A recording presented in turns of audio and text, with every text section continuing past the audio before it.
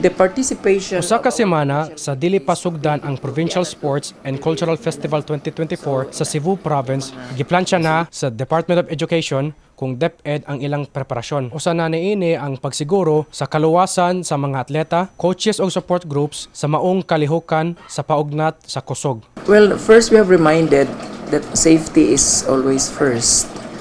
But to say that what happened previously was really an accident. So the best that we can do is to remind.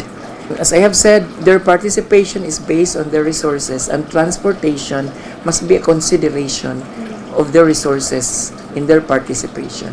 Gipasalig ni Cebu Provincial School Divisions Superintendent Senen Presilio Paulen nga mihimo na sila koordinasyon tali sa kapulisan ug mga local government unit sa probinsya. Kini pagsiguro nga dili na masuble ang nahitabo nga aksidente niadtong 2019 na nikalas sa siyam ka kinabuhi sa mga atleta human nalimbuwan ang dump truck nga gisakyan nila alang sa pag-apil sa district meet. Gisiguro sa DepEd nga ang mga LGU mo coordinate sa mga bus companies lang sa lawas nga pagbiyahe sa mga partisipante.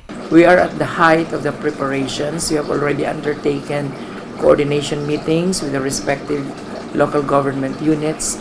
We have made coordination meetings with the Philippine National Police. In fact, yesterday we just finalized the safety and security plan.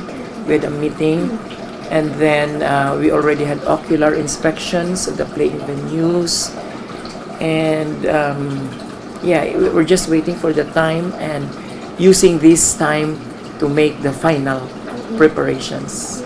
Ang Cebu Provincial Sports and Cultural Festival 2024 adunay 24 ka sports events nga salmutan sa 13,000 ka mga delegado. Usa sa gihan-ay karon sa DepEd mao ang mga hosting sites para sa festival. Apil na niini ang City of Naga, lungsod sa Minglanilla ug San Fernando, lakip na ang dakbayan sa Karkar. Buksan ang Cebu Provincial Sports Meet karong Marso 3 ug tapuson sa Marso 8. Ang mga modaog sa nagkadiiyang sports events maoy mo representar sa Cebu Province alang sa Central Visayas Regional Athletic Association si Vira Ami ug kung modaog lahos na sa palarong pambansa 2024 nga ipahigayon dinhi sa dakbayan sa Sugbo. Kini si Enrico Paulo Coronado, CITU Com Intern alang sa MyTV Cebu.